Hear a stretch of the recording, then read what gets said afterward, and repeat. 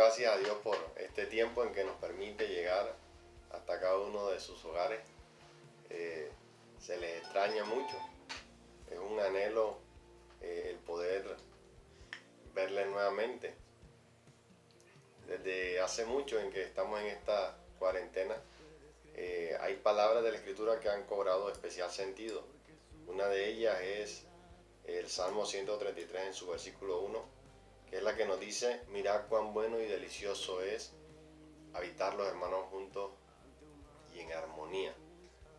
En estos días de poco compartir y de aislamiento, esta palabra llegaba a nuestros corazones y a nuestras mentes, y realmente nos hacía ver lo bueno que era poder compartir la búsqueda del Señor, la comunión con los hermanos. Era un privilegio que teníamos y que quizás no le habíamos dado en su tiempo el valor que realmente tiene. Amén. Y esto nos lo traía el Señor a nuestros corazones. Y también meditando un poco respecto a lo que estamos viviendo en esta pandemia, también se llegaba a mi mente y a mi corazón el Salmo 150, versículo 6, que nos dice: todo lo que respira, alabe a Jehová. Y esta palabra llegaba a nuestra mente y a nuestros corazones porque precisamente es nuestra respiración la que se ve atacada y afectada por este virus. Hemos vivido todo este tiempo, lo que conocemos de vida, desde que Dios nos puso en esta tierra, respirando de gratis el aire que Dios nos da, sin ningún tipo de problema, gracias al Señor, sin ningún tipo de complicación, porque esta es la buena voluntad del Señor. Y hemos degustado del favor de Dios durante todo este tiempo, y este virus llegó para amenazar eso que de gratis teníamos y que quizá tampoco le dábamos el valor que correspondía al aire, algo que no tiene precio. Sin embargo, hay personas que han fallecido a causa de que su respiración se ve afectada a tal punto que mueren de asfixia. Damos gracias a Dios porque nos permite respirar y estando gozando de salud como Dios nos ha mantenido hasta hoy y desde siempre, es motivo para alabarle con todo nuestro corazón, con toda nuestra fuerza. Mientras haya aliento de vida en nosotros, debemos alabarle. Pero en esta tarde ya he querido compartir acerca de la verdad, y quisiera que nos estuviésemos remitiendo al Evangelio de Juan, capítulo 18, versículos 37 y 38. Evangelio de Juan, capítulo 18, versículos 37 y 38. Leo para ustedes con la bendición del Padre, del Hijo y del Espíritu Santo de Dios. Le dijo entonces Pilato: ¿luego eres tú rey? Respondió Jesús: tú dices, yo soy rey. Yo para esto he nacido y para esto he venido al mundo, para dar testimonio a la verdad. Todo aquel que es de la verdad oye mi voz. Le dijo Pilato: ¿qué es la verdad? Y cuando hubo dicho esto, salió otra vez a los judíos y les dijo: yo no hallo en él ningún delito. Amén. Todos conocemos la situación y el modo en que fue juzgado nuestro Señor Jesucristo. Fue acusado injustamente. Sabemos que hubo falsos testigos, que los mismos sacerdotes, a causa de que hacía mucho tiempo ya buscaban ocasión para apresarle, para matarle, se dieron a este complot y establecieron unos falsos testigos para decir que el Señor se oponía a que el pueblo diera el tributo, que el Señor decía que Él era el rey, trayéndole ocasión para acusarle ante el César, que era el único que en ese momento era reconocido como rey de Roma. Y de esta manera le llegaron a Pilato con estas falsedades, con estas mentiras, Y, y estas mentiras pervirtieron o estorbaron el buen juicio de este hombre, de este dirigente del momento. Sin embargo, notamos en la lectura de la palabra que él dice que no hallaba ningún delito.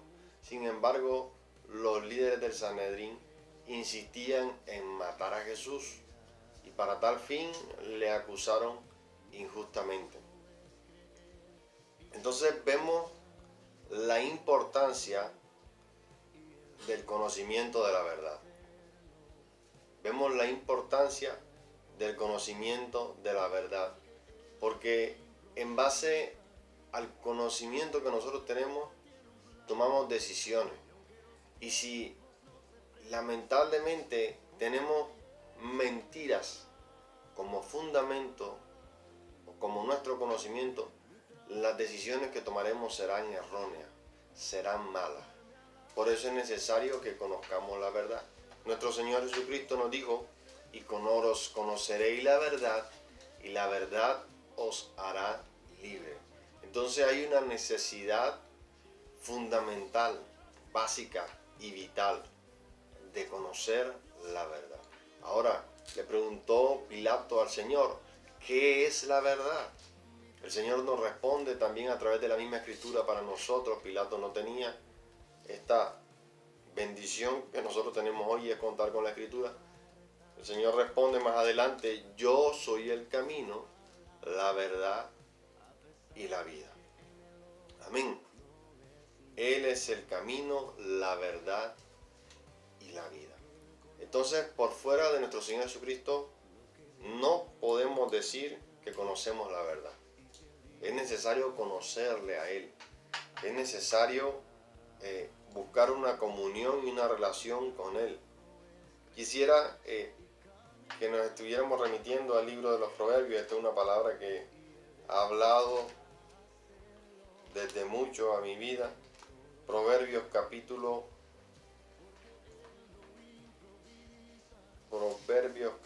3.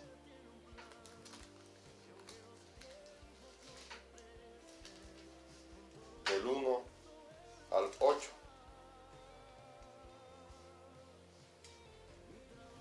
Leemos la palabra con la bendición de Dios. Hijo mío, no te olvides de mi ley, y tu corazón guarde mis mandamientos, porque largura de días y años de vida y paz te aumentarán. Nunca se aparte de ti la misericordia y la verdad. Átalas a tu cuello, escríbelas en la tabla de tu corazón, y hallarás gracia y buena opinión ante los ojos de Dios y de los hombres. Fíate de Jehová de todo tu corazón, y no te apoyes en tu propia prudencia. Reconócelo en todos tus caminos, y Él enderezará tus veredas. No seas sabio en tu propia opinión.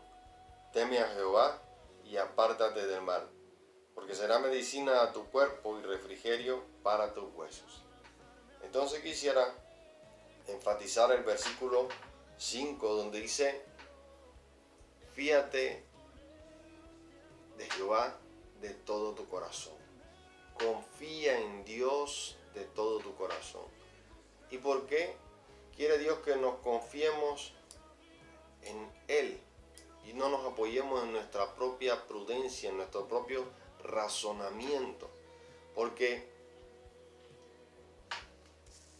nuestro pensamiento es el resultado de nuestro conocimiento. Y como hombre limitado frente a un Dios que todo lo sabe, nuestros pensamientos son nada, son vanidad. Sin embargo, el Dios de todo conocimiento todo lo sabe, lo presente, lo porvenir, todo lo sabe. Por ende, sus pensamientos son muy superiores, como la misma palabra lo registra, porque mis pensamientos no son vuestros pensamientos, ni mis caminos vuestros caminos, dice Jehová el Señor. Entonces, se nos debe hacer muy fácil poner nuestra confianza en lo que Dios nos enseña, en su palabra, en su verdad. Porque lo que Él dice ciertamente es verdad. Nosotros muchas veces decimos lo que oímos, decimos lo que escuchamos. Y muchas veces, en gran parte de ellas, nos equivocamos. Porque hacemos juicio con fundamento a nuestro conocimiento, que desarrolla nuestro pensamiento. Si yo le pronunciara o le dijera hoy 3 palabras, si usted no conoce el significado, difícilmente podría pensar en ellas. Una de ellas es la palabra larigot, la segunda sería la palabra palafito y la tercera sería la palabra palafrén. Si usted no conoce el significado de estas palabras, difícilmente podrá pensar en lo que son estas palabras. Entonces quiero mostrarles la relación entre el conocimiento y el pensamiento. Si usted desconoce lo que significan estas palabras, no podrá llegar un pensamiento a su cabeza de lo que son, no podrá imaginarse nada, porque falta conocimiento. Y por eso Dios en su palabra dice, mi pueblo perece por falta de conocimiento. Es fundamental el conocimiento. Y es fundamental el conocimiento, pero mayormente el conocimiento de la verdad. El conocimiento de lo que Dios nos dijo. El Señor Jesucristo dijo, las palabras que yo os he hablado son espíritu y son vida. Nuestro Señor Jesucristo habló verdad todo el tiempo. Dice la palabra que no se halló mentira en su boca. Sin embargo, hay uno que dice el Apocalipsis que tiene 2 cuernos como de cordero, sin embargo habla como dragón. Y esto lo dice refiriéndose al anticristo mismo. Entonces, cuando hay ausencia de verdad, es el enemigo mismo quien se está manifestando. Por eso la palabra nos enseña a hablar verdad los unos con los otros. Este debe ser nuestro estilo de vida, viviendo en la verdad. De hecho, quien actúa en verdad no necesita hablar con mentiras, porque la mentira muchas veces la utiliza quien, teniendo una conducta reprochable, quiere ocultarla para quedar bien ante los demás, pero con unas acciones malas. Entonces, eso lo lleva a mentir, a ocultar lo que está haciendo. Pero quien actúa en verdad no necesita usar la palabra de mentira. Y así debemos vivir nosotros, los hijos de Dios, hablando verdad los unos con los otros. Entonces, les repito las palabras larigot, palafito y palafrén, para que las busque. Y entonces, teniendo el conocimiento de lo que ella significa, entonces pueda pensar en ella. Pueda pensar, pueda generar una imagen en su mente, pueda generar un pensamiento. Nos damos cuenta de la importancia del pensamiento y el por qué el Señor quiere que nos confiemos de Él, de lo que Él dice, porque Él es conocedor de todo, a diferencia de nosotros que carecemos de conocimiento y por eso tomamos malas decisiones, por eso tomamos malos caminos.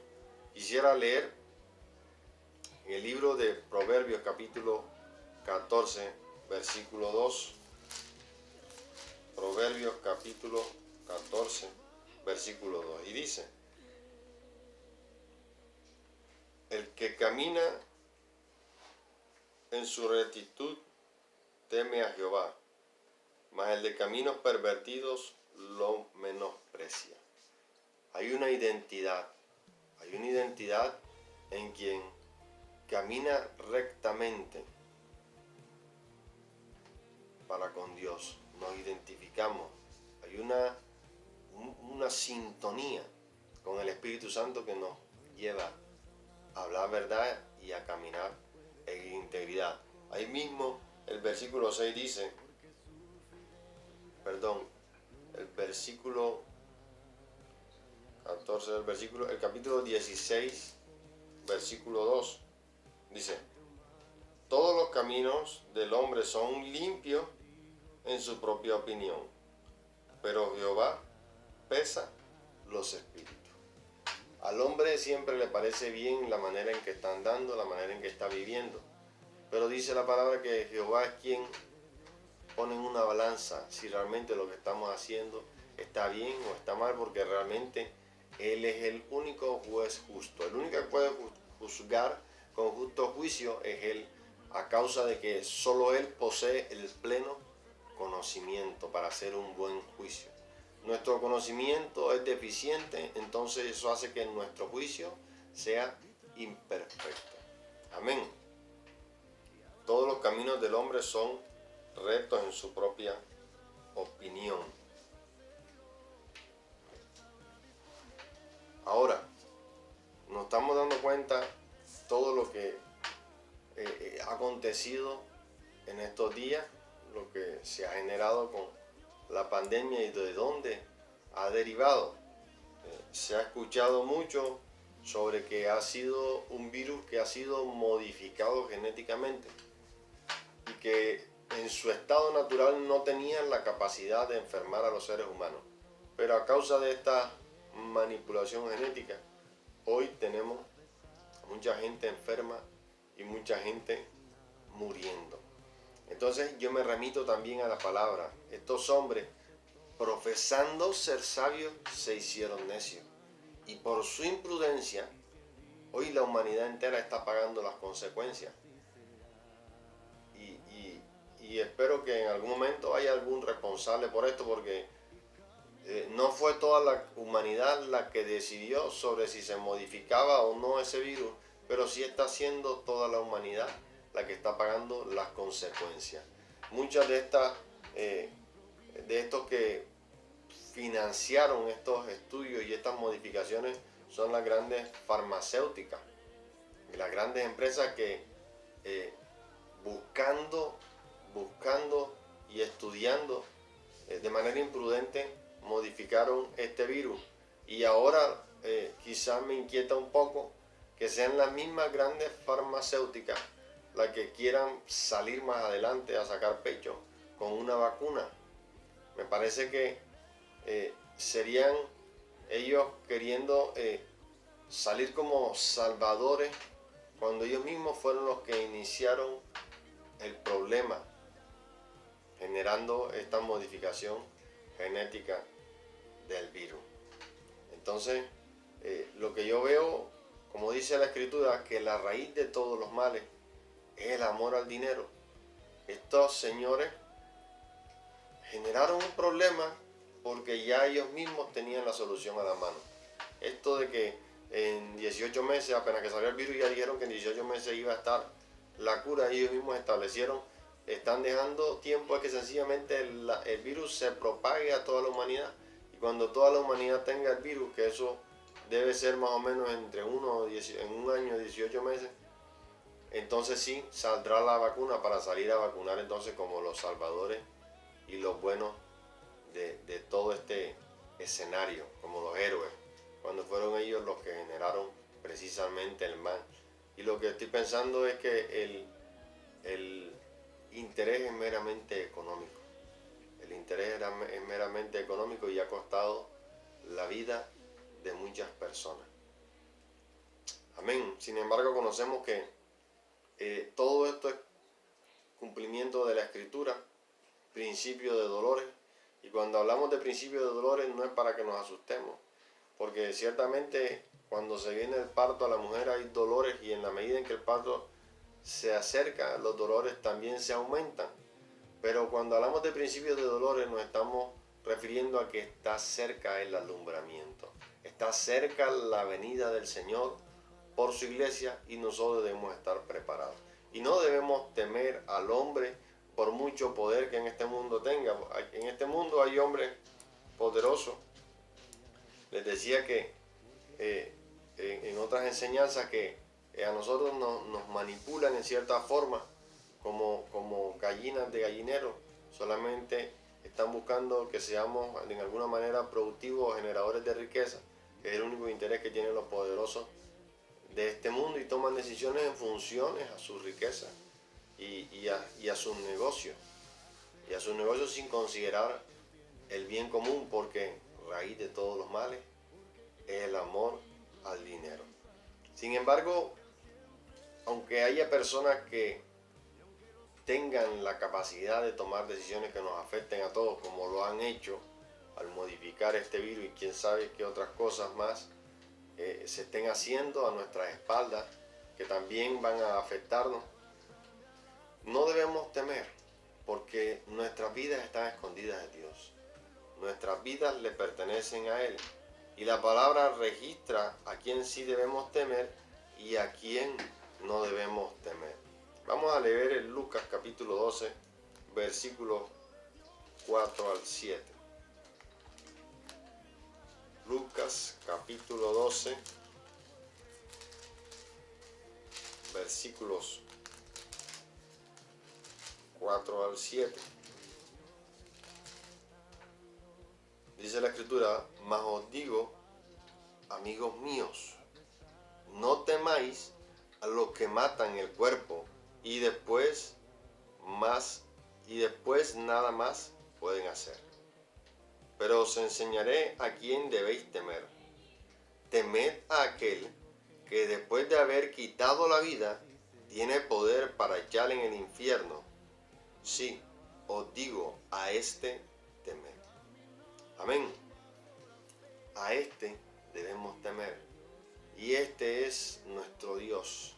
Nosotros conocemos aún cuál será el fin del enemigo, del diablo, del adversario, del falso profeta. Sabemos cuál es su fin. Entonces no tenemos que temerles a ellos, porque desde ya conocemos cómo terminarán. Debemos entregar, confiar nuestra vida y temer a Dios con temor y temblor, que es quien nos ha dado una salvación, y así debemos guardarla y cuidarla, protegerla y defenderla con temor y temblor. Isaías nos dice: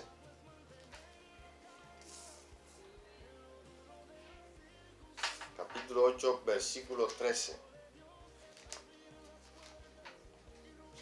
Isaías capítulo 8, versículo 13 nos dice de la siguiente manera: a Jehová de los ejércitos, a Él santificad. Sea Él vuestro temor y Él sea vuestro miedo. Voy a leer nuevamente. A Jehová de los ejércitos, a Él santificad. Sea Él vuestro temor y Él sea vuestro miedo. Amén. Solamente a Dios debemos temer. Solamente a Él, porque en sus manos está nuestra vida. Si Él dispone, vivimos, y si Él dispone, morimos.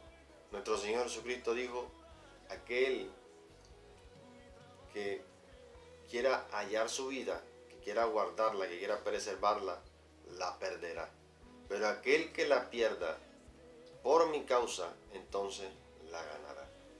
Por eso nosotros hoy debemos sencillamente ocuparnos y preocuparnos por vivir para Dios.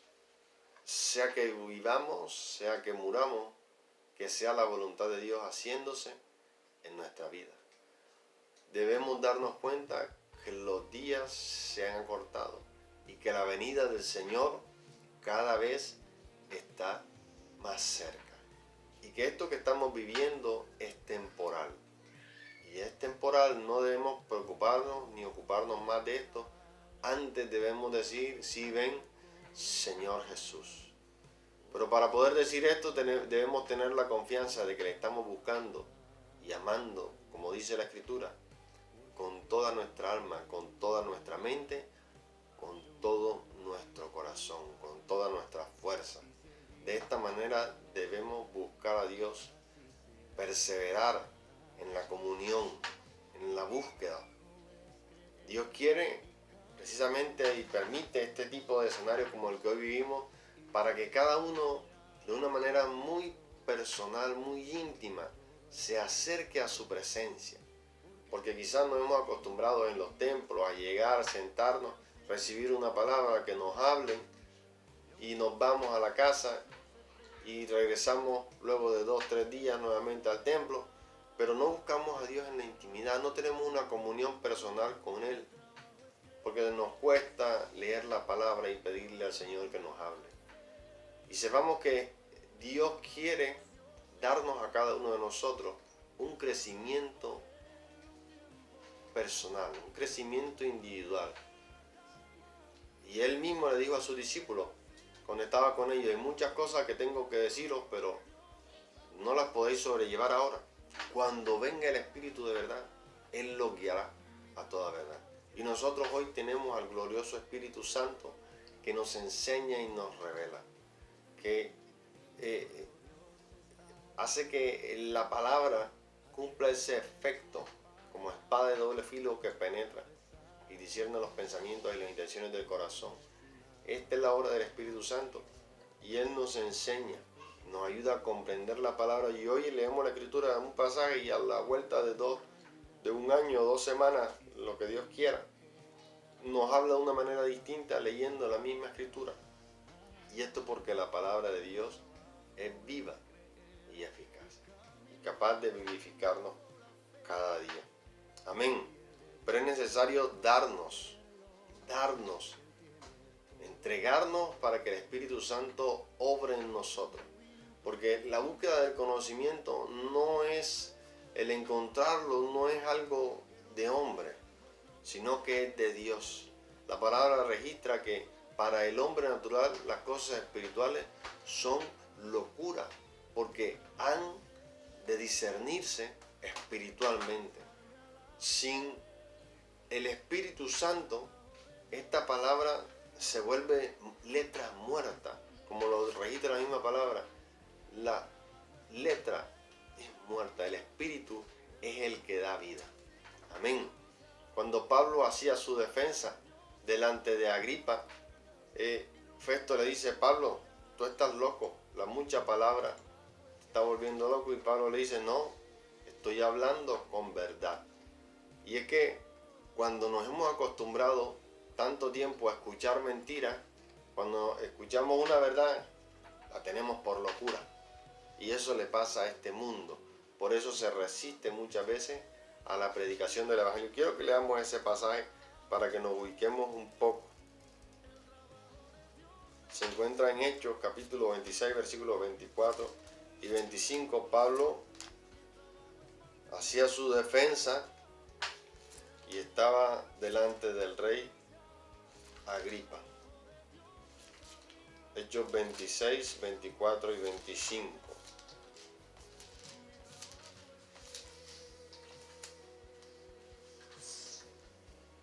Dice la palabra: diciendo él estas cosas, en su defensa, Festo a gran voz dijo: estás loco, Pablo, las muchas letras te vuelven loco.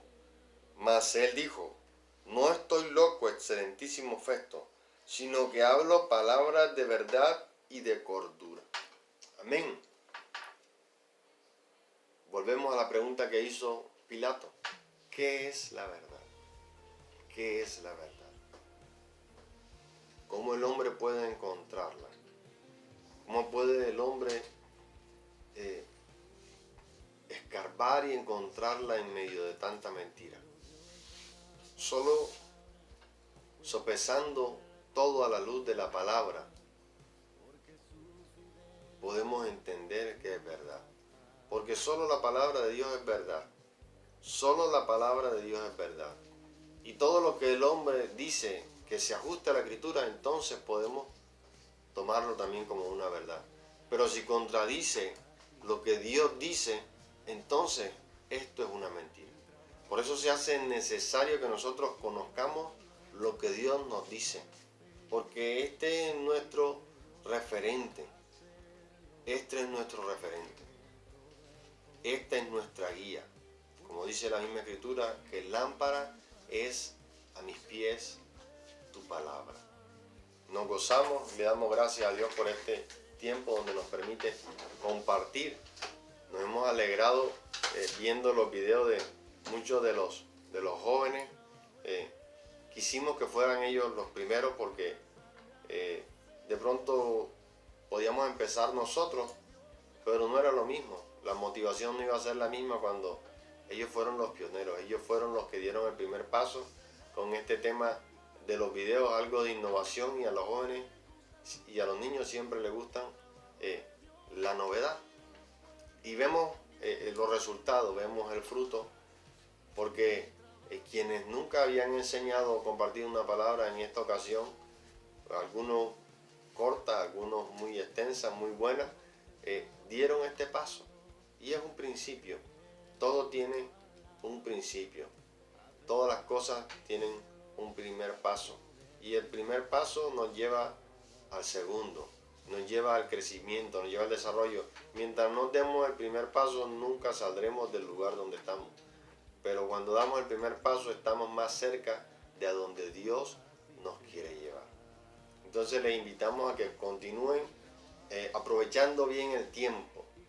Y en estos momentos de aislamiento, en nuestros hogares, compartamos en familia la lectura de la palabra. Debemos estar preparándonos para que seamos esos instrumentos útiles en las manos del Señor. En la medida en que nos preparemos, en la medida que estamos mostrando nuestra disposición a Dios para que Él nos use, nos estamos limpiando cada día, porque es precisamente esta palabra la que nos limpia. En la medida en que nosotros nos damos al estudio de la palabra, estamos regando nuestros corazones, trayendo un crecimiento, limpiando nuestras vidas. Y Dios quiere que demos fruto. Ese es el propósito de Dios, y para eso nos prepara, nos forma, nos enseña con su palabra. Damos gracias a Dios, le enviamos muchos saludos y esperando en el Señor Jesucristo vernos muy pronto. Dios les bendiga.